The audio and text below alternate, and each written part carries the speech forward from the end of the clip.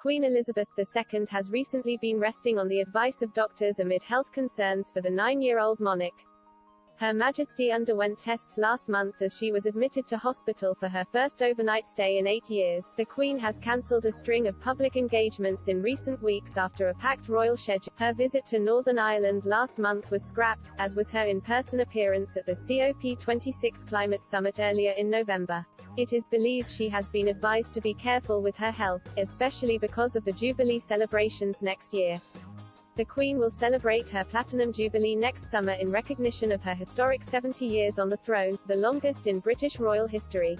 During her reign, the Queen has lived through world-changing events, and Her Majesty's numerous interactions with world leaders have produced countless anecdotes about her importance as the UK's head of state. One such tale was the Queen being told to slow down and concentrate while driving King Abdullah of Saudi Arabia around Balmoral. The late former ruler of the Gulf nation met the Queen in 1998 when he was still the Crown Prince, as she hosted him at her Balmoral estate in Scotland. The two royals' interaction was recounted by British diplomat Sir Sherrod Cooper-Coles in his 2012 memoir. The book, Ever the Diplomat, Confessions of a Foreign Office Mandarin, revealed how the Queen had taken the prince out for a drive at the Scottish estate.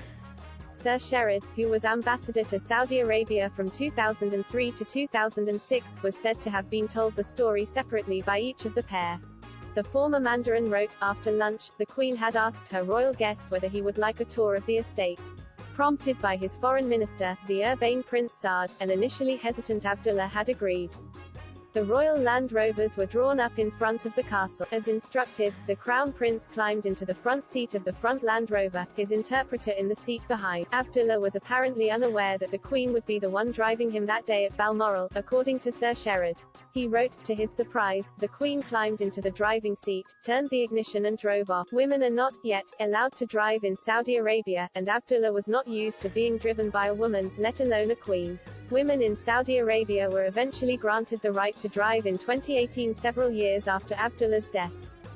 The Queen's own informal style behind the wheel, as she chatted to the prince, was said to have made him rather nervous. Sir Sherrod wrote, through his interpreter, the Crown Prince implored the Queen to slow down and concentrate on the road ahead. The Queen honed her driving skills during World War II after enlisting in the Auxiliary Territorial Service, ATS, in 1944.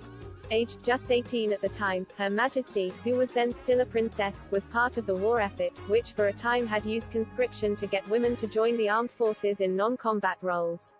Ever the Diplomat, Confessions of a Foreign Office Mandarin was written by Sherrod Cooper-Coles and published by Harper Press in 2012. It is available